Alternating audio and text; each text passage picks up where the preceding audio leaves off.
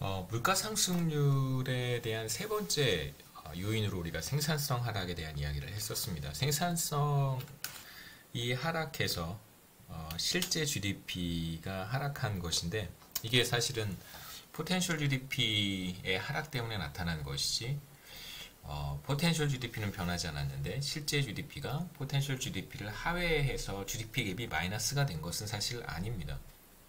지난 시간에 우리가 이런 얘기를 간단하게 했었고요. 그래서 그림에서 포텐셜 GDP가 이제 하락하는 경우를 우리 지난 시간에 봤었고, 이제 간단한 그 정부의 어떤 정책 대응을 살펴보려고 하는데, 잠재 GDP가 하락해서 실제 GDP가 하락한 것을 마치 GDP 갭이 마이너스가 된 것으로 해석한다면 이제 어떤 이제 과오를 범하게 되는지 한번 보도록 하겠습니다. 그래서 우선 이제 포텐셜 GDP의 추세 하락을 오인해서 총수요에 부정적인 충격이 발생했다고 해석할 경우 IS 커브가 안쪽으로 이동했다고 이제 판단하는 것이죠. 이게 IS 커브입니다. IS 커브에 사실상 어떠한 충격도 나타나는 것이 아닌데 이제 IS 커브가 안쪽으로 이동했다고 보는 거고요. 총수요 충격 때문에. 그래서 이런 경우 이제 정부는 중앙은행은 경기 부양을 위해서 금리를 인하하려고 할 텐데 이제 그렇게 되면 오히려 사실상 IS 커브는 왼쪽으로 이동한 것이 아니기 때문에 중앙은행이 금리를 인하하게 되면 GDP 갭이 플러스가 되고 경기가 과열되고 그 다음에 이제 인플레이션이 상승하는 압력이 발생할 수 있습니다. 그래서 우선 IS 커브가 이동하지 않았음에도 불구하고 잠재 GDP가 하락해서 실제 GDP가 하락한 것이다라고 생각하면 되는 것이죠. 그래서 IS 커브는 하락하지 않았는데 중앙은행이 IS 커브가 왼쪽으로 이동했다고 해석하는 것이죠. 총수요 충격으로 인해서 네거티브 샥이 발생했다고 보는 것입니다. 그럼 이제 지금 이자율 수준에서 경제가 리세션으로 들어간다고 보는 거예요. 사실상 실제 GDP가 하락하는 것은 포텐셜 GDP가 하락했기 때문에 그런 것인데 포텐셜 GDP는 변하지 않고 이렇게 포텐셜 GDP는 변하지 않았는데 실제 GDP가 이렇게 포텐셜 GDP보다 낮아진 상태라고 생각하는 것입니다. 총수요 충격으로 인해서. 그럼 이제 중앙은행이 판단하는 것은 지금 거시경제가 점 B에 와 있으니까 중앙은행이 금리를 인하해서 경기를 부양할 필요가 있다라고 판단하겠죠. 그래서 실질 이자율을 떨어뜨립니다. 두 번째가 금리를 인하하는 것이고요. 실제로 IS 커브가 총수요 충격으로 인해서 왼쪽으로 이동했다면 그럼 실제로 거시경제는 점 B에 있었을 것이고 그러면 경기 부양 정책에 따라서 이자율 금리 인하에 따라서 이전 수준으로 회복되겠죠. GDP 갭이 마이너스였었는데 이게 뭐 0으로 GDP 갭이 이제 없어지는 그런 현상이 나타나겠지만 실제로 이제 그렇지 않았기 때문에 중앙은행이 판단한 점은 점 B지만 실제로는 점 A에 있었단 말이에요. 이런 상황에서 중앙은행이 금리를 인하하게 되면 IS 커브를 따라서 점 D로 거시경제가 이동해 가겠죠. 점 D는 어떤 점이냐면 낮은 실질 이자율과 경기 과열 국면이라고 할 수 있습니다. GDP 갭은 0보다 크고 그 다음에 이제 실질 이자율은 하락한 경우라고 할 수 있겠죠. 그러니까 물론 이제 이 분석에서는 몇 가지 조금 사족일 수도 있겠는데 몇 가지 좀 문제는 있습니다. 지금 교과서에 나와 있는 내용이랑 관련돼서 제가 설명을 드리긴 했지만 고전파 거시경제학자들의 시각에서 보면 이러한 분석은 조금 문제가 있을 수는 있어요. 근데 다만 큰 틀에서 보면 별다른 문제는 없기 때문에 그냥 제가 이 정도로 설명하고 넘어가지만 총수요 충격이 아니라 실제로 포텐셜 GDP가 하락하는 경우에 굉장히 복잡한 문제가 사실 나타날 수 있습니다. 그 부분을 우리가 아주 단순한 IS 커브와 통화 정책 곡선과 필립스 커브를 가지고 설명하는데 한계가 있기 때문에 그러니까 모형의 한계 때문에 실제로 포텐셜 GDP가 하락할 때 어떠한 현상이 나타나는가를 좀 자세하게 들여다 보지 못하는 그런 한계가 있습니다. 그 다음에 이제 경기가 과열 국면으로 들어가게 된다면 물가 상승률에 어떠한 변화가 나타날까? 사실 우리가 세 번째 생산성 하락에 대한 이야기를 하는 이유는 뭐냐면 이제 과거 높은 물가 상승률이 오랜 시간 동안 지속이 되었던 원인 세 가지 중에 이제 세 번째 이유를 보고 있는 거니까요. 결국은 그 잠재 GDP가 하락한 것을 경기가 침체되었다고 판단을 해서 일종의 이제 그 통화 팽창 정책이라고 할 수 있겠죠. 금리를 인하하는 완화 기조를 채택한 것이 궁극적으로 장기간 높은 인플레이션율을 유발하는 요인이 되었다라고 설명을 하고 있는 것입니다. 필립스 커브를 통해서 물가 상승률이 어떻게 상승하는지 우리가 간단하게 확인해 볼 수 있는데요. 필립스 커브는 GDP 갭에 따라서 총 공급 충격이 없다면 GDP 갭이 플러스일 때 물가 상승률은 상승하겠죠. 그래서 세로축의 변수는 이 경우 델타 파이입니다. 그래서 t 시점의 물가 상승률과 t-1 시점의 물가 상승률의 차이이고 지금 이제 중앙은행의 정책에 따라서 GDP 갭이 플러스가 됐으니까요. 점 A에서 이제 필립스 커브를 따라서 점 D로 이동해 갈 거예요. 그렇게 되면 경기가 과열되었으니까 앞에 그림에서 GDP 갭이 플러스가 되었습니다. 그렇기 때문에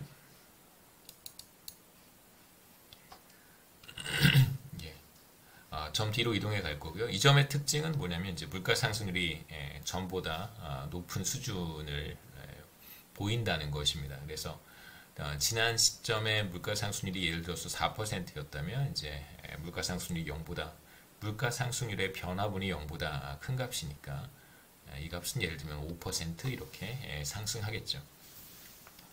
이러한 요인 때문에 이제 과거의 물가 상승률이 높은 수준을 유지했을 것이다 라고 우리가 얘기할 수 있습니다.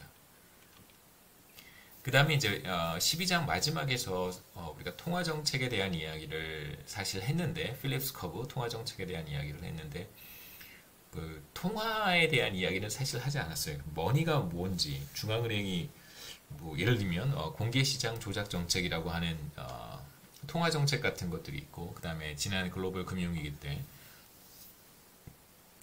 양적 완화, 퀀티테이티브 이징이라고 하는 뭐 그런 정책도 수행을 했는데 사실상 우리는 통화 정책에서 통화에 대한 이야기를 하진 않았어요. 그러니까 머니에 대한 이야기를 많이 하지 않았는데 그 과거의 중앙은행은 2000년 대략 2000년을 기준으로 해서 과거의 중앙은행은 사실상 통화량을 조절하는 데 더 많은 노력을 기울였다면 이제 21세기가 되어서 2000년 이후 중앙은행은 사실 통화량보다는 그러니까 그 금리라고 하는 경로가 제대로 작동하지 않는 경우에 이제 통화량이라고 하는 양적 변수에 의존하는 경향이 있습니다만 대체로 2000년 이후에는 통화량 지표보다는 이제 금리를 사용을 해서 거시경제 안정화, 물가, 인플레이션율이라든가 고용, 실업률 이런 문제들을 해결하는데 금리를 사용하고 있습니다. 그렇다면 왜 중앙은행의 정책의 포커스가 통화량에 있는 것이 아니라 이자율에 있는 것일까라고 하는 이제 의문을 우리가 가질 수 있는데 여기에서는 중앙은행이 왜 통화량을 관리하는 통화 정책에서 이제 금리를 관리하는 일종의 금리 정책이라고 할 수 있겠죠. 그러한 형태의 통화 정책으로 이행해 갔는지에 대한 간단한 설명을 제가 해드리겠습니다. 우선 이제 뭐 간단하게 정리를 해놓긴 했는데요. 중앙은행이 이자율에 포커스를 맞추는 이유는 뭐냐면 이제 화폐에 대한 수요가 어떻든 상관없이 화폐를 수요하는 건 민간 부문이란 말이에요. 뭐 가게라든가 기업이 화폐를 수요할 텐데 뭐 여러 가지 거래를 위해서 화폐를 수요할 텐데 중앙은행이 그 민간 부분의 통화 수요, 화폐 수요에 적정히 대응해서 통화량을 공급할 수도 있을 거예요. 그렇게 하지 않고 이제 이자율을 통해서 통화 정책을 하는 이유는 주어진 이자율 수준에서 민간 부문의 통화 수요가 뭐 얼마만큼 되겠죠. 가게나 기업들이 얼마만큼의 통화를 보유하려고 할 거예요. 여러 가지 목적으로. 필요로 하는 통화량을 얼마만큼이든 원하는 만큼 통화를 공급하겠다 라는 걸 뜻합니다. 그래서 먼저 간단하게 화폐 수요가 어떻게 결정이 되는지, 그 다음에 뭐 통화 수요, 화폐 수요가 어떻게 결정이 되는지, 그리고 이제 중앙은행의 통화 공급, 화폐 공급은 또 어떻게 되는지 살펴보고, 균형에 대한 이야기, 그 다음에 이어서 통화량을 조절하는 경우와 이제 이자율을 조정하는 경우 어떤 차이가 있는지를 좀 보고 우리 12장을 마치도록 하겠습니다. 화폐 수요라고 하는 것 혹은 통화 수요라고 하는 것, 머니 디맨드라고 얘기하는데요. 머니 디맨드라고 하는 것은 그러니까 기본적으로 현금이라든가 캐시 혹은 캐시 이퀴벌런트라고 하는 비교적 유동성이 매우 높은 그런 현금성 자산에 대한 수요라고 할 수 있습니다. 그래서 보통 이제 머니 디맨드라고 하면 머니를 포함할 뿐만 아니라 그 다음에 즉시 인출이 가능한 요구불 예금 같은 경우에도 우리가 이걸 현금성 자산이라고 부를 수 있습니다. 머니 이퀴벌런트죠. 죄송합니다. 캐시 이퀴벌런트죠.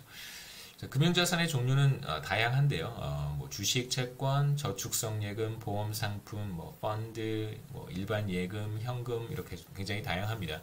근데 이제 이런 다양한 금융자산들을 몇 가지 디멘전으로 구분해 볼 수 있는데, 예를 들면 뭐 어떤 금융자산의 경우에는 리턴이 높을 수 있고, 현금 같은 경우에는 사실 가지고 있으면 인플레이션 때문에 그 가치가 이제 오히려 하락하는 그런 금융자산이죠. 기대 수익이 제로라고 할 수 있습니다. 그러니까 물가 상승률이 0%면 기대 수익은 제로고요.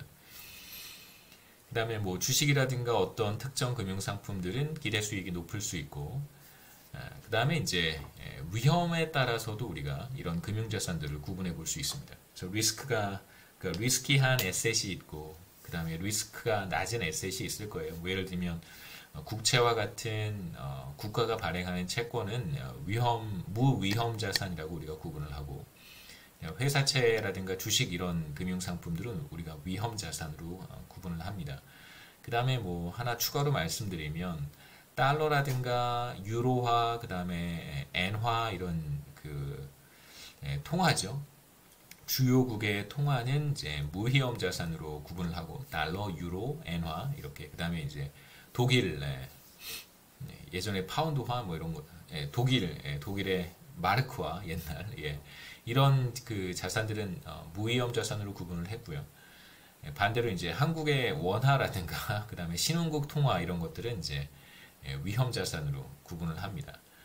그 다음에 이제 또 하나 생각해 볼 수 있는 것은 얼마만큼 현금화 할 수 있는가. 현금은 그 자체로 현금이니까 현금화 할 필요가 없고요. 주식, 채권, 저축성 예금 이런 것들을 이제 현금화 할 때는 시간이 조금 걸리겠죠. 그러니까 즉각적으로 현금화 할 수 있는 금융상품은 뭐 대체로 요구불 예금 정도일 거고요.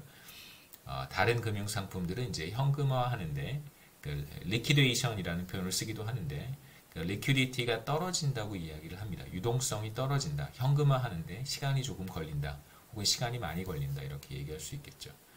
그래서 사람들은 여러 다양한 금융자산들 중에서 얼마만큼의 비중, 그러니까 현금이 차지하는 비중이 얼마만큼인가. 어떤 사람이 뭐 예를 들어서 100만 원의 금융자산이 있다면 그 중에 이제 뭐 몇 퍼센트 정도를 이제 현금으로 보유할 것인가 이런 의사결정을 하겠죠. 제가 여기서 말씀드리는 것은 뭐 포트폴리오라고 할 수 있습니다. 현금 자산의 비중. 사실 이제 우리가 화폐 수요에서 보고 싶은 것은 뭐 이런 부분은 아니고요. 다음 슬라이드에서 화폐 수요를 결정하는 중요한 요소들을 보도록 하겠습니다. 여기서 이제 개략적으로 이제 화폐라고 하는 것과 다른 그 금융자산이 어떻게 구분이 될 수 있는가를 간단하게 설명해 드리는 것이고요. 그래서 캐시의 특징이 뭐냐면 금융자산 가운데 이제 기대 수익이 가장 낮고요. 사실 뭐 인플레이션을 생각해 보지 않는다면 제로라고 할 수 있겠죠. 그 다음에 하이퍼 인플레이션의 우려가 없다면, 그러니까 물가 상승률이 막 100%, 200%, 1000% 막 이렇게 상승하지 않는다면 현금은 사실 가장 안전한 금융자산이기도 합니다. 세 번째, 여타 금융자산 중에서는 유동성이 가장 높죠. 그래서 말씀드렸듯이 이제 그 여러 가지 금융자산들 중에서 현금이 차지하는 비중이 어느 정도나 되는가, 상대적 크기라고 할 수 있는데, 이어서 이제 우리가 보고 싶은 것은 어떤 사람이 얼마만큼의 캐시를 가지고 있으려고 하는가, 어떤 기업이 얼마만큼의 현금을 보유하고자 하는가. 그래서 경제 전체로 봤을 때 사람들이 기업들이 얼마만큼의 현금을 캐시를 보유하고자 하는가 이런 것들을 한번 생각해 볼 수 있는데 얼마만큼의 화폐를 보유하려고 하는가에 영향을 미치는 주요 변수들이 바로 물가 수준, 그 다음에 소득 수준, 실질 소득이겠죠. 그리고 명목 이자율 이 세 가지를 우리가 꼽을 수 있습니다. 뭐 물가 수준이라든가 이자율은 뭐 모든 사람들에게 똑같이 적용되는 것이고요. 물론 이제 이자율 같은 경우에는 뭐 신용도가 좋은지 나쁜지에 따라서 조금 다를 수는 있겠지만, 네. 뭐 대체로 큰 차이는 없을 것 같고요. 그 다음에 소득 수준의 격차가 있겠지만, 뭐 대체로 모든 사람들이 구성원들이 비슷하다고 하다면 실질 소득의 차이도 이제 크지 않다고 볼 수 있고, 바로 그 실질 소득을 우리가 GDP라고 얘기할 수 있을 거예요. 그러니까 개별 경제 주체들이 얼마만큼의 화폐를 보유하는가에 대한 문제를 우리가 생각해 볼 필요는 있겠지만, 만약에 모든 사람들이 솔로몬 모형이라든가 라몬 모형에서 가정했던 것처럼 모든 사람들이 동일하다면, 그럼 이제 모든 사람들의 소득이 똑같을 것이고, 그러면 마치 거시경제에 경제 주체 한 사람이 존재하는 것처럼 우리가 묘사해 볼 수도 있겠죠. 그래서 모든 사람들의 통화 수요의 총합을 생각하는 것이나 아니면 어떤 거시경제를 대표하는 한 사람의 통화 수요를 생각하는 것이나 별 차이가 없다는 뜻입니다. 그러니까 거시경제학은 사실 좀 어려우면서도 쉬운 부분이, 그러니까 쉽기도 하고 어떻게 보면 어렵기도 한 것이 이런 애그러게이션에 대한 문제라고 저는 개인적으로 생각합니다. 그러니까 개별 경제 주체들의 의사결정을 갑자기 어느 순간 경제 전체의 의사결정인 것처럼 이렇게 점프하는, 그러니까 비약하는 경우가 굉장히 많은데, 물론 이제 뭐 다 가정이 있고 뭐 이러이러한 뭐 환경에서는 그렇게 얘기할 수 있고 이제 이런 스토리들이 다 있어서 그런 부분들이 좀 거시경제학을 하는데 어려움이 되었던 것 같아요. 제 개인적인 입장에서는 몇 가지 좀 어려운 부분들이 있었는데 그 중에 하나가 아닐까 생각합니다. 우선 왜 물가와 실질 GDP라고 하는 것과 소득이죠. 그 다음에 명목 이자율이 화폐 수요에 영향을 미치는가.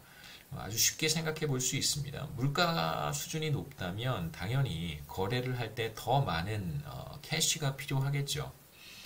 뭐 물가 상승률이 굉장히 빨라서 1, 2년 사이에 뭐 예를 들면 커피 한 잔의 가격이 작년에는 2,000원이었는데 올해는 10,000원이 되었다.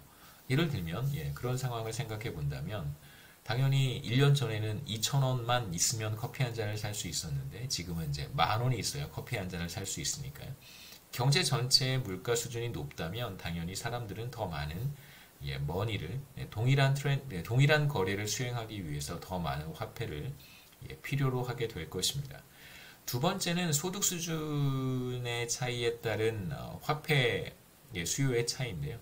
소득 수준이 높아지면 높은 사람과 그렇지 않은 사람 혹은 똑같은 단위의 화폐를 사용하는데 똑같이 이쪽에서도 달러를 쓰고 저쪽에서도 달러를 쓰는데 소득 수준이 다르다면 그럼 당연히 소득 수준이 높은 사람들이 많이 있는 곳에서 캐시에 대한 디맨드가, 머니에 대한 디맨드가 더 높을 거라고 생각할 수 있습니다. 왜냐하면 당연히 소득 수준이 높기 때문에 소비 수준도 높을 거고요. 그래서 더 많은 소비를 하기 위해서는 당연히 더 많은 트랜잭션이 필요할 거예요. 그래서 트랜잭션의 횟수가 많거나 혹은 한 번 트랜잭션을 하더라도 그 규모가 더 클 수 있겠죠. 그 트랜잭션이 빈번하거나 그 다음에 그 규모가 크기 때문에 소득 수준이 높을수록 혹은 실질 GDP가 증가할수록 이제 화폐를 더 많이 보유하려고 할 것이다. 화폐 수요량은 늘어날 것이다. 이렇게 얘기할 수 있습니다. 세 번째는 이제 명목이자율인데요. 명목이자율은 당연히 만약에 이자율이 높다면 여기서 이제 명목이자율입니다.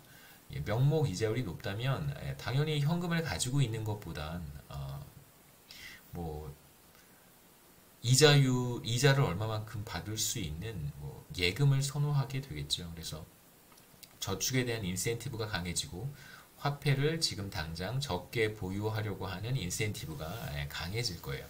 그래서 이자율이 높을수록 nominal interest rate이 높을수록 화폐 혹은 이제 통화를 보유하고자 하는 인센티브가 줄어들기 때문에 이제 통화 수요량은 감소한다고 할 수 있습니다. 그래서 이걸 이제 간단하게 하나의 함수의 형태로 표현을 했는데요. 통화 수요 함수 혹은 화폐 수요 함수, 이제 머니 디맨드입니다. 머니 디맨드에 영향을 미치는 것은 바로 머니 디맨드고요. 그래서 경제 전체의 사람들이 얼마만큼의 통화를 보유하려고 하는가, 필요로 하는가, 수요량이고, 당연히 이제 물가와 비례할 거예요. 가격이 만약에 물가 수준이 2배가 된다면 필요한 통화량도 2배가 되겠죠. 그래서 1대1 대응 관계가 있어서 이렇게 따로 표시를 했고요. 그 다음에 이제 실질 GDP 혹은 실질 소득 여기 들어가 있고, 그 다음에 명목 이자율은 small i로 표현을 했습니다.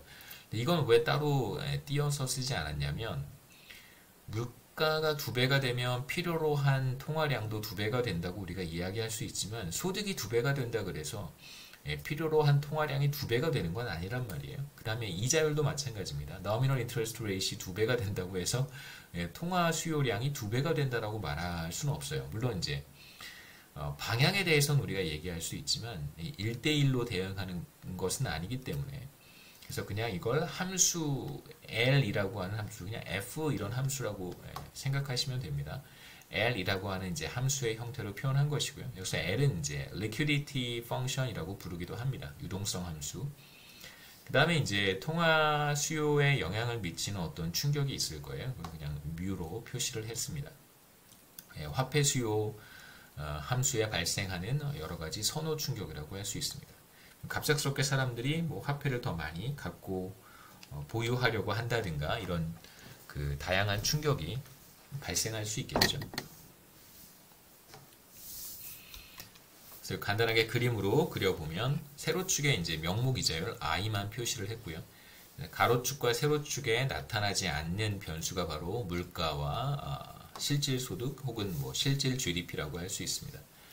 그래서 원래 화폐 수요 함수가 이렇게 우하향하는 것으로 표현할 수 있겠죠. 명목 이자율이 상승하면 사람들은 화폐의 수요량을 줄일 테니까, 그래서 이자율이 상승할 때 다른 대체 금융 상품들이 많이 있으니까요. 화폐를 보유할 때 기회비용이 상승해서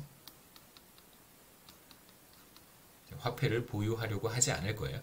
그래서 화폐 이자율이 낮을 때는 이만큼의 화폐를 보유하려고 하지만 이자율이 상승하면 화폐 수요량은 이렇게 감소합니다. 그래서 어떨 때 화폐 수요 함수가 이동하는가? 여기에 나타나지 않는 변수들이겠죠.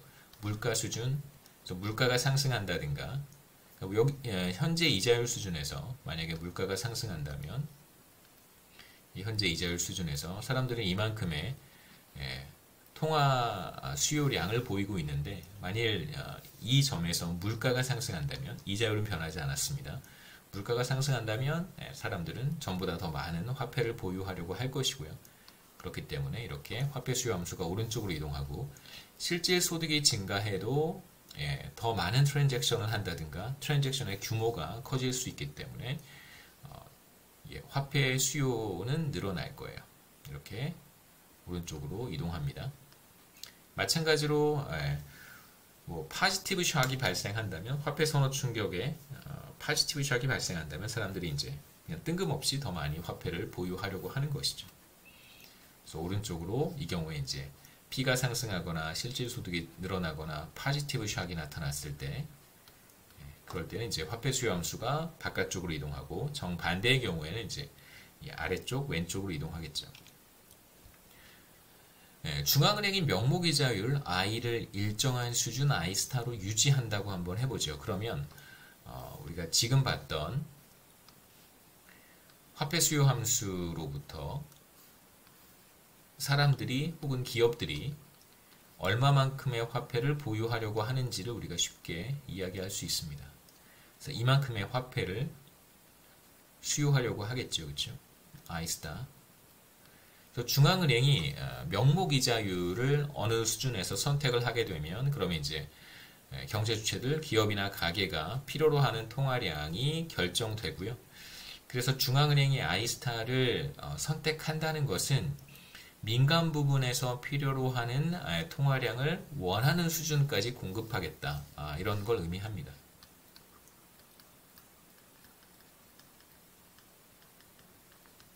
통화량을 공급하겠다. 이게 바로 이제 중앙은행의 금리와 관련한 정책이라고 할 수 있습니다. 그림으로 이렇게 중앙은행이 아이스타를 선택하게 되면 민간 부문의 통화 수요량이 이렇게 나타날 거고요.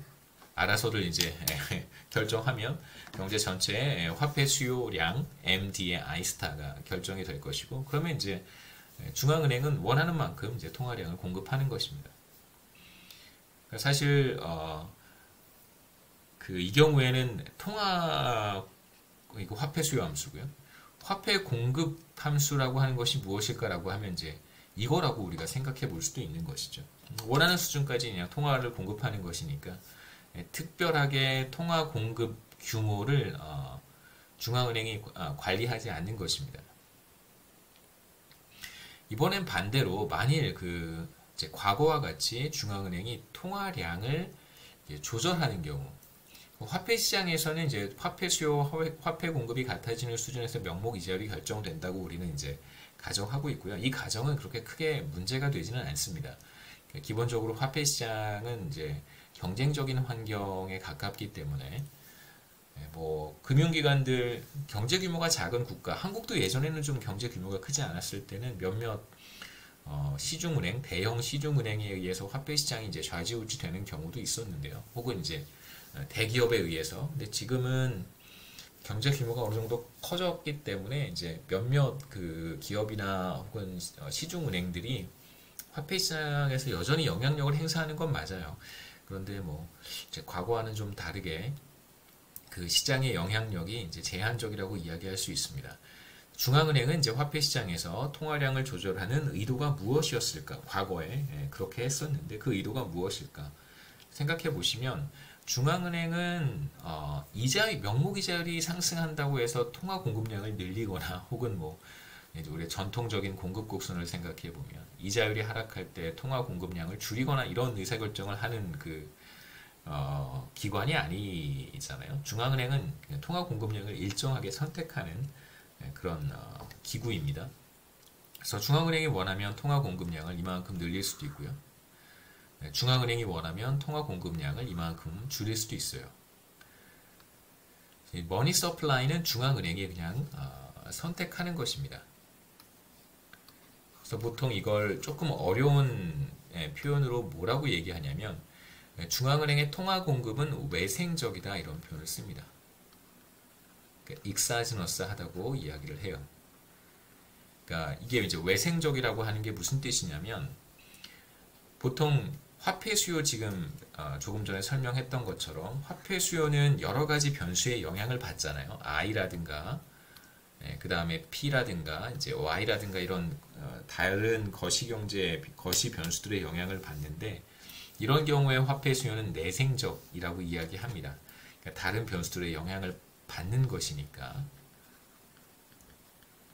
인다지너스라고 이야기를 하고요.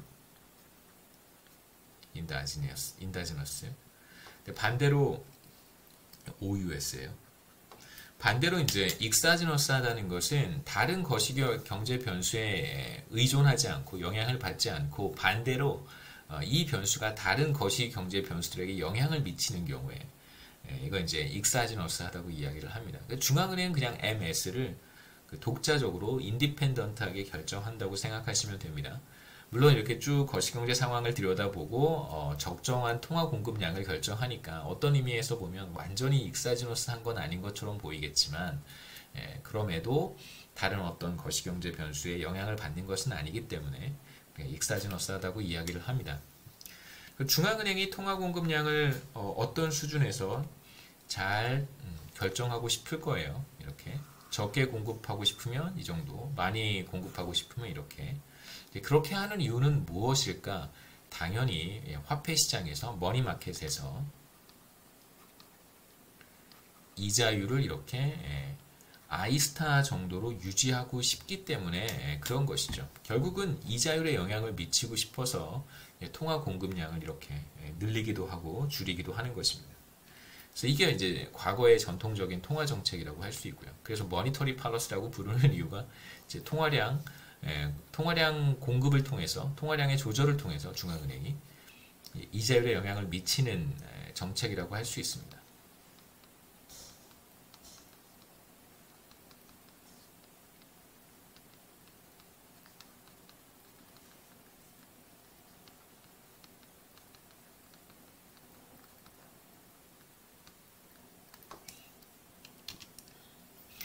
네, 그렇다면 왜 통화량을 계속해서 직접 관리하지 않고 이제 이자율 정책으로 금리 정책으로 전환한 것일까? 이제 몇 가지 이야기만 간단하게 하고 마치겠습니다. 첫 번째는 이제 통화량 관리가 정말 어려워요. 그렇게 쉽지 않습니다. 그래서 왜냐하면 중앙은행의 통화 공급이라고 하는 건 뭐 큰 문제가 되지는 않습니다만 문제는 뭐냐면 통화 수요 함수가 그냥 이렇게 가만히 있지 않는다는 거예요. 화폐 수요 함수에 충격이 있었고요. 선호 충격이 있고, 그 다음에 GDP라든가 물가 수준이라든가 이제 다른 요인에 의해서 화폐 수요 함수가 이동할 수 있단 말이에요. 충격만 생각해 보겠습니다. 화폐 수요 함수 이렇게 우리가 표현을 했고, 그 다음에 충격. 충격이 오면 화폐 수요 함수가 이렇게 바깥쪽으로 이동할 수도 있고 이렇게 안쪽으로 이동할 수도 있어요. 그러면 통화 공급량을 중앙은행이 일정 수준으로 계속해서 유지하고 있는 경우 이런 충격이 발생했을 때 금리가 상승할 수도 있고 이제 금리가 이렇게 하락할 수도 있겠죠. 그러니까 화폐 수요 함수에 나타나는 다양한 충격으로 인해서 중앙은행이 그냥 가만히 있으면 이자율이 상승하기도 하고 이자율이 하락하기도 하고 그러니까 이자율에 이제 변동이 나타나기 시작하겠죠. 그러면 이거에 맞춰서 중앙은행이 계속해서 통화 공급량을 이 경우에는 통화 공급을 이렇게 늘려주고 그 다음에 이런 네거티브 샥이 발생했을 때는 중앙은행이 통화 공급량을 이렇게 줄여주고 이런 그 정책을 매일매일 이제 수행을 해야 된단 말이에요. 근데 이제 이런 그 일종의 이제 파인 튜닝이라고 할 수 있는데 이런 파인 튜닝이 그렇게 쉽지는 않습니다. 일일이 이제 머니마켓을 모니터링 해야 되고 화폐 수요가 어떻게 변하는지 추적해 가면서 이제 통화 공급량을 늘리기도 하고 줄이기도 해야 되는데요. 그래서 개인의 화폐 수요 함수는 물가 수준과 소득 그리고 여러 충격들의 영향을 받기 때문에 사실상 이제 이걸 관리하는 것이 그렇게 쉬운 일은 아닙니다. 그 다음에 두 번째로 궁극적으로 거시경제 정책을 수행하는 이유는 뭐냐면 이자율을 통해서 실물 경제에 영향을 미치고 싶은 거예요. 그러니까 이자율의 변화를 통해서 투자, 소비, 우리가 이제 소비는 이자율의 영향을 받지 않는다고 IS 커브에서 가정을 하긴 했지만 현실에서는 이제 이자율의 영향을 좀 받으니까 소비라든가 투자 이런 것에 영향을 미쳐서 궁극적으로 실물 경제에 파급 효과를 노리는 거란 말이에요. 그런데 여기에서 출발하는 것보다는 통화량에서 출발해서 이자율에 영향을 미치고 통화 공급을 통해서 이자율이 다시 실물 경제에 영향을 미치는 이런 경로가 더 좋을지 아니면 그냥 여기에서부터 출발해서 바로 즉각적으로 실물 경제에 영향을 미치는 것이 좋을지를 판단해 본다면 당연히 한 스텝 앞서가는 게 더 좋겠죠. 그렇죠? 통화량으로부터 시작해서 이자율 실물 경제로 가는 경로보다는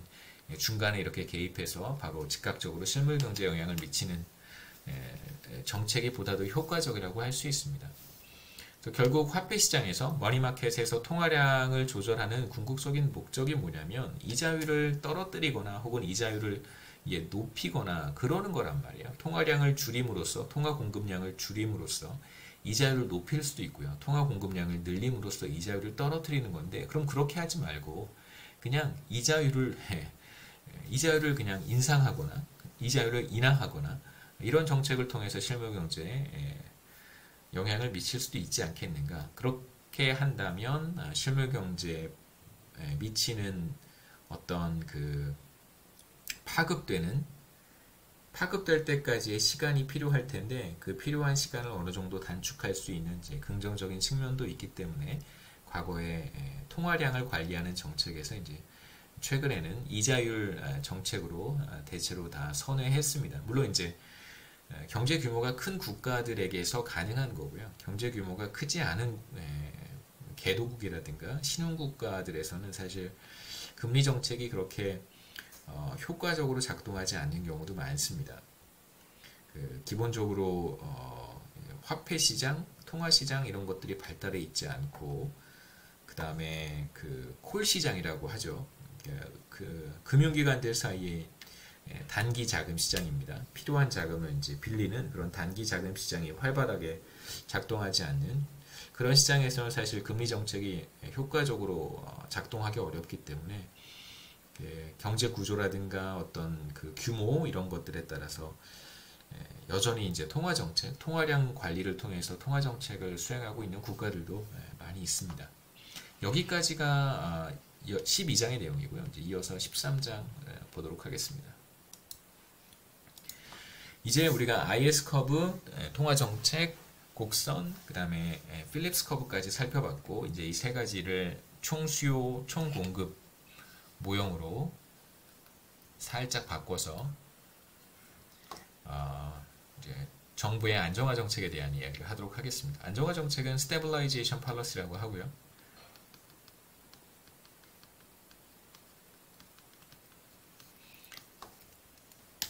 우리가 지금 계속해서 얘기하고 있는 이제 금리 정책을 중앙은행의 금리 정책, 그 다음에 뭐 Ministry of Finance겠죠. 정부의 이제 재정 정책 이런 것들을 통해서 경기가 과열되면 어느 정도 경기를 식히기도 하고 경기가 침체가 되면 다시 경기를 부양하기도 하고 이런 식의 정책을 우리가 안정화 정책이라고 합니다. 예를 들면 GDP 갭이 마이너스가 됐을 때 이걸 0으로 혹은 GDP 갭이 플러스가 됐을 때 이걸 0으로 이렇게 가져가는 정책이라고 할 수 있겠죠. 경기 변동을 누그러뜨리는 정책입니다.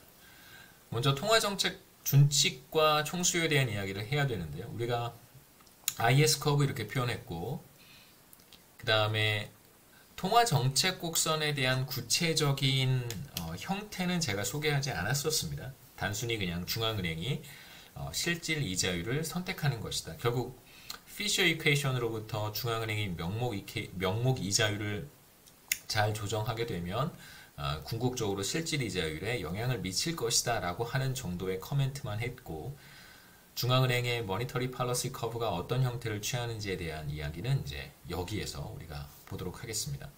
세 번째는 필립스 커브였고요. 그래서 이 둘 IS 커브와 MP 커브를 합쳐서 총 수요 곡선이라고 우리가 부를 거고요. 그 다음에 필립스 커브 자체가 총 공급 곡선이 될 거예요.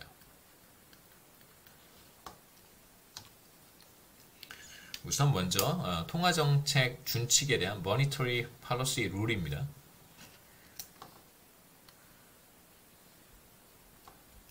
Monetary Policy Rule은 우리가 여기서 사용하려고 하는 Monetary Policy Rule은 아주 단순한 형태일 텐데요. 우선 이제 Monetary Policy Rule을 뭐라고 정의하냐면 교과서에 있는 걸 그대로 가져다가 썼는데요. Set of instructions determines the stance of monetary policy for a given situation that might occur in the economy. 주어진 상황에서 제가 그냥 좀 의역을 했습니다. 어떤 통화정책 방향을 설정해야 하는가를 보여주는 이제 일종의 매뉴얼이라고 할 수 있습니다. 그러니까 주어진 어떤 전반적인 경제 상황, 전반적인 경제 상황이겠죠. 주어진 상황은 뭐 여러 가지 모습을 취할 수 있을 텐데 여기서 주어진 상황이라고 하면 뭐 예를 들어서 GDP 갭은 어떠한지, 그 다음에 이제 인플레이션율은 어떠한지, 중앙은행이 목표 수준으로 제시한 타겟 레이트이 있다고 전에 말씀을 드렸는데 한국은행 홈페이지에 한번 가보시면 제가 한번 가볼까요? 한국은행 홈페이지에 한번 가보시면 거기에 최근에 저도 안 가서